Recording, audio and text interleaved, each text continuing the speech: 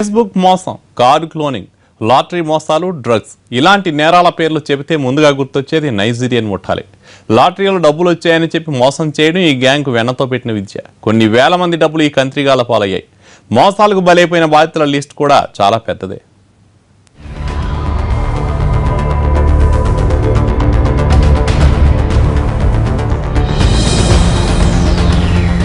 మీకు ఓ ఫోన్ వస్తుంది, బ్యాంక్ నుంచి కాల్ చేస్తున్నామంటారు. ఏవో మాయమాటలు చెప్పి మీ క్రెడిట్, డెబిట్ కార్డుల పిన్ నెంబర్ కాజేస్తారు. కార్డు నెంబర్, సివివి నెంబర్ అన్నీ తీసుకుంటారు. వీళ్లను నమ్మి ఇచ్చారా, మీ డబ్బులు గోవిందా.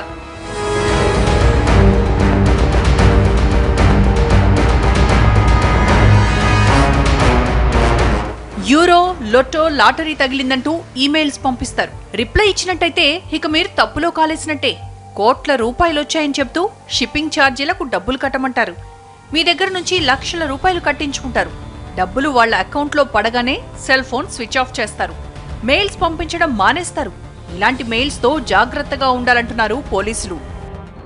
ఒక్కొక్క కేసులో దాదాపు 10-15 లక్షలు కూడా ఈ రకంగా 3-4 నెలల వ్యవధిలో అకౌంట్స్లోకి ట్రాన్స్ఫర్, ఆన్లైన్ ఆర్టీజీఎస్ ద్వారా ట్రాన్స్ఫర్ చేసుకుని అక్కడ నుంచి డిఫరెంట్ అకౌంట్ హోల్డర్స్, ఒక్కొక్క కేసులో కనీసం 10-15 మంది డిఫరెంట్ అకౌంట్ హోల్డర్స్ డిఫరెంట్ డేట్స్లో అది ట్రాన్స్ఫర్ చేసుకుని అది ఇమీడియట్గా అకౌంట్లో ఆన్లైన్లో ట్రాన్స్ఫర్ కాగానే అమౌంట్ విత్డ్రా చేసుకుని ఆ అకౌంట్ హోల్డర్కి 2-3% పే చేసి మళ్ళీ వాళ్ళకు కాంటాక్ట్ లేకుండా దే ఆర్ డిసపియరింగ్.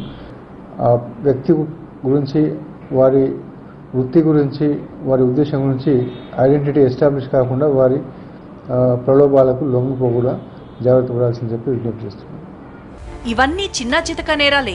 వీళ్ల ప్రధాన వృత్తి మరొకటి ఉంది, అదే డ్రగ్స్.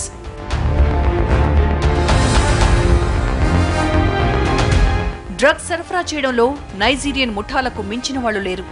వాళ్ల దేశంలో దొరికే కొకైన్, హెరాయిన్ లాంటి మాదక ద్రవ్యాలు మన దేశానికి అక్రమంగా తీసుకొస్తున్నారు. ఢిల్లీ, ముంబై, చెన్నై, బెంగళూరు, హైదరాబాద్లకు డ్రగ్స్ పోటెత్తుతున్నాయి. ఒక్క హైదరాబాద్లోనే భారీగా మాదక ద్రవ్యాలు అమ్ముడవుతున్నాయి. భాగ్యనగరంలోని బడాబాబులు, సినీ ప్రముఖులతో పరిచయాలు పెంచుకుని వాళ్లకు డ్రగ్స్ అమ్ముతున్నారు. పోలీసులు కొంచెం సీరియస్గా వీరిపై దృష్టి పెట్టడంతో ఈ మధ్య ఇలాంటి మోసాలు కాస్త తగ్గాయి.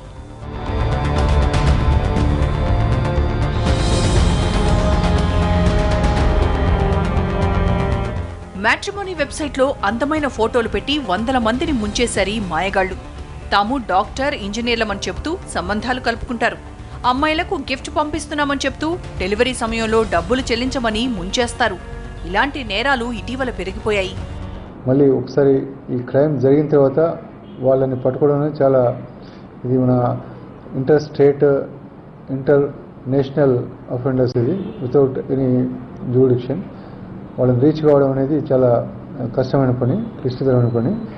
తర్వాత ఈ అకౌంట్స్ కూడా ఇలాంటి క్రిమినల్స్కి ఎవరు కూడా అకౌంట్ హోల్డర్స్ వారికి షేర్ చేయకూడదు, ఇవ్వకూడదు.